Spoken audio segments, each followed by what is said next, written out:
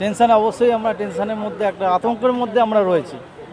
এরকম একটা মানে সাপ বেরিয়েছে, সেই জন্য আমরা একটু একজন বাচ্চাকে কামড়েও দিয়েছে, এই জন্য আমরা খুবই আতঙ্কের মধ্যে আছি। কি এর আগে বলেছিল কোনো সাপ দেখা গেছে বা বলেছে শুক্রবার দিন মনে হয় সাপ দেখতে পেয়েছে ছেলেটা।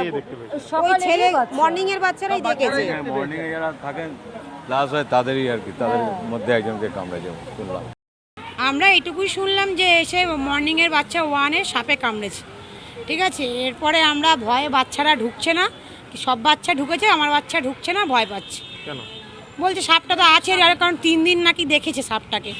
শুক্রবার যে বাচ্চাকে কামড়েছে মর্নিংয়ের ব্যাচে কেউ না কেউ সাপটাকে দেখেছে, সে বাচ্চারা নাকি বললো আমরা আগেও সাপটাকে দেখেছি, আজকে বাচ্চাটা বাথরুমে এসছে তাকে হাতে কামড়েছে। একটা সাপ বেরিয়েছে, এবার বাচ্চাটাকে নিয়ে যাওয়া হয়েছে, পিজিদের সঙ্গে সঙ্গে ওরা নিয়ে গেছে।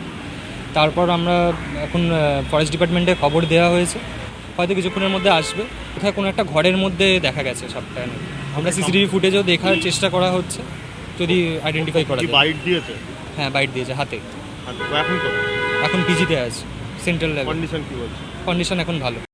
বাচ্চা স্টেবল আছে, ডক্টর অতনু রয়ের আন্ডারে ভর্তি হয়েছে। বাচ্চা খুবই স্টেবল, বাচ্চা কথা বলছে, কোনো সমস্যা নেই। ডাক্তাররা যেটা সাসপেক্ট করছেন এটা ভেনামাস স্নেক, ওরা সাসপেক্ট না, ওরা ওই যেটা ইনস্ট্যান্ট রিপোর্ট যেটা পাওয়া গেছে সেটাতে দেখছে ওরা ভেনামাস স্নেক একটা বাইট করেছে, এইটুকুনি।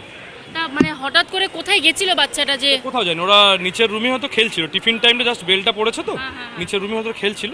এবারে এখন তো ভিজের পরিস্থিতি, যা পরিস্থিতি বর্ষার আন্দাজ, যেটা আমরা ঠিক আর সিওরিটি বেশি বলতে পারবো না। স্কুলে 10:25-এ ছুটি হয়, তখন সবে আমি বেরাচ্ছি তখনই ফোন এসছে যে আপনি মানে পিজি হসপিটালে চলে আসুন। ওরা অনেক আগেই পিজি হসপিটালে নিয়ে চলে এসছে, মানে তারপরে আমাকে ওরা ফোন করে জানাচ্ছে যে ওকে এরকম কামড়াচ্ছে, আমরা হসপিটালে অলরেডি নিয়ে চলে। মানে কখন কামড়ালো, কিভাবে কামড়ালো কিছু বলেছে কি? তখন কিছুই বলছে না, আমি এসে তারপর জানতে পেরেছি। আমার ছেলে তখন আস্তে আস্তে কথা বলতে পেরেছে, তখন আমি বললাম যে কি কখন কামড়েছে।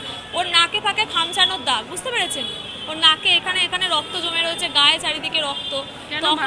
মারামারি করেছে নাকি একটা বাচ্চার সাথে। তারপরে ও যখন ক্লাসরুমে গিয়ে লোকাতে গেছে তখন ওর এখানে পুরো একদম সাপে কামড়ানোর 2টো দাগে মানে গর্ত হয়ে আছে। দাঁতের যে দাগ থাকে সেটা পুরো স্পষ্ট গর্ত হয়ে রয়েছে। সেটা দেখেছেন আপনি? হ্যাঁ আমি দেখেছি সেটা। আর রিপোর্টে কি তাই এসছে? রিপোর্টেও তাই এসছে, মানে যখন আমি এসেছি তখন ব্লাড টেস্ট অলরেডি মানে ব্লাড নেওয়া হয়ে গেছে। ব্লাড টেস্টে আমি যখন এসেছি তখনই আমাকে ডাক্তার দেখালো, বললো যে আমরা ওখান থেকে বিষটা পেয়েছি, কিন্তু কী সব এই মুহূর্তে ওরা এখন কিছু জানাতে পারছে না।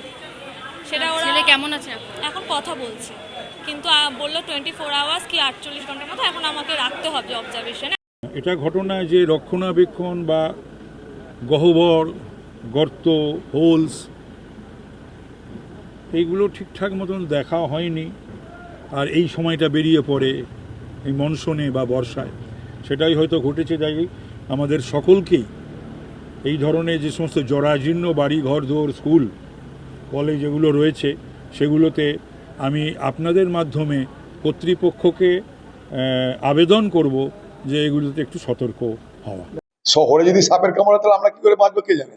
শহরে সাপ আসা মানে জঞ্জাল আছে, সাপের বারবারন্তের ব্যবস্থা আছে। সেখানে ছাত্রদের আমরা শিক্ষা দিতে গেছি, ছাত্রদের জ্ঞান বুদ্ধির বিকাশ ঘটাতে গেছি। তা না করে যেখানে যদি সাপের বারবারন্ত হয় তাহলে সরকারের নজর দেওয়া উচিত।